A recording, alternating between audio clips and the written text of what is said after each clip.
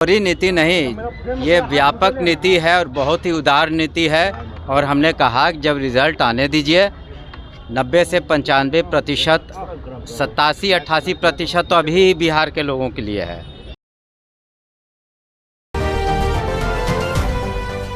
नमस्कार, स्वराज पोस्ट देख रहे हैं आप। मैं हूं आपके साथ आभा। देखिए, 4 अगस्त को सीएम नीतीश ने बड़ा फैसला लिया और बिहार के युवाओं को बड़ी खुशखबरी दी।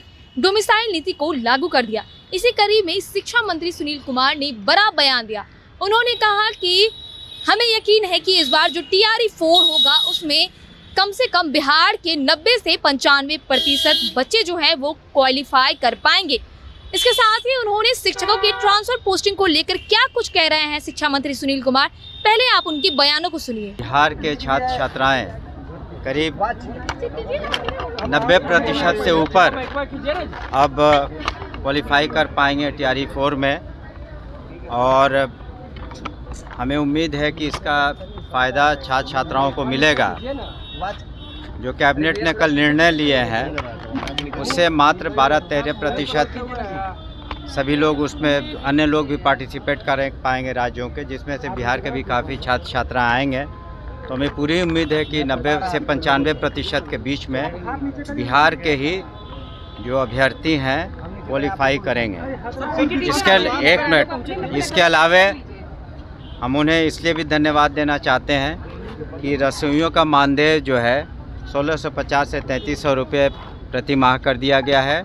रात्रि प्रहरियों का मानदेय जो है 5000 से 10,000 रुपये कर दिए गए हैं। और इसके अतिरिक्त जो शारीरिक अनुदेशक थे उनका मानदेय 8000 से 16000 कर दिया गया। और कैबिनेट ने यह भी निर्णय लिया है कि सभी अर्हताओं को पूरा करते हुए सभी छात्र छात्राओं को DBT के माध्यम से जो पोशाक की राशि है और जो साइकिल योजना की राशि है, सितंबर माह में हम लोग उनको खातों में भेज देंगे ताकि उनका पढ़ाई सुचारू रूप से चल सके।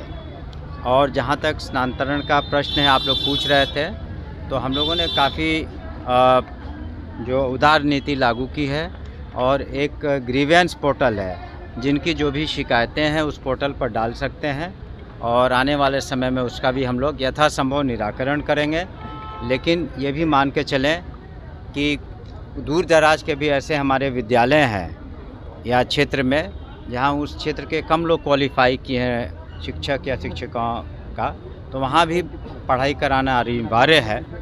लेकिन अधिकांश लोग इससे सेटिस्फाइड होंगे। हम लोगों ने जो पारदर्शी रूप से जो नियुक्ति है, स्थानांतरण है, पोस्टिंग है, और किसी तरह की कोई शिकायत हो तो हमने कहा पोर्टल पर वो डाल पाएंगे। डोमिसाइल नीति को लेकर के सवाल भी विपक्ष उठा रहा है कि जो 40% का क्राइटेरिया रखा गया हाई स्कूल और इंटर जो बिहार से पढ़े हुए हैं, इसको लेकर के दोहरी नीति नहीं, दोहरी नीति नहीं, ये व्यापक नीति है और बहुत ही उदार नीति है। और हमने कहा कि जब रिज़ल्ट आने दीजिए, 90 से 95%, 87-88% तो अभी बिहार के लोगों के लिए है, और बाकियों में और भी बिहार के लोग क्वालिफाई करेंगे। तो 90 से 95%, 90 से 95% बिहार के लोग ही क्वालिफाई करेंगे। मतलब ये एस्टेट को लेकर कल सड़कों पर नहीं, देखिए, जो हम लोग, ठीक है, हम लोग उसको देखेंगे, लेकिन हम लोग यथासंभव व्यापक और उदार नीति लाए हैं जिससे अधिकांश लोग लाभान्वित हों। आप देखेंगे कि BPSC के माध्यम से 2.5 लाख शिक्षक नियुक्त हुए। अब शिक्षा विभाग में करीब 6 लाख शिक्षक हैं। अगर जोड़ लिया जाए जो पूर्व के जो पंचायती राज व्यवस्था से जो शिक्षक बने और उन्हें सरकारी कर्मी का दर्जा दिया गया, और अन्य विभागों को, पुलिस विभाग को लेकर के अगर समेत जोड़ लिया जाए तो 9.5 लाख से ज़्यादा सरकारी नौकरियां दी गई हैं। तो विपक्ष का काम है अपना कहना, लेकिन लोग जानते हैं कि किस तरह से फ़ायदा हुआ लोगों को, और शिक्षा जो हमारी चल रही है उसमें काफ़ी व्यापक सुधार आया।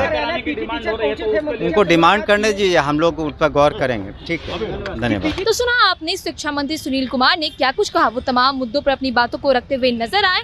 इसके साथ ही सुनील कुमार ने ये भी कहा कि उन्होंने सीएम नीतीश का एक और चीज़ के लिए धन्यवाद दिया, जो रसोइया का मानदेय बढ़ाया गया है और शारीरिक अनुदेशन का जो मानदेय बढ़ाया है, इसको लेकर भी सुनील कुमार ने नीतीश कुमार का धन्यवाद दिया। बहरहाल आपकी इस खबर पर क्या राय है हमें कमेंट करके जरूर बताएं। वीडियो को लाइक करें, चैनल को सब्सक्राइब करें। कैमरामैन डब्लू के साथ मैं आभा, स्वराज पटना।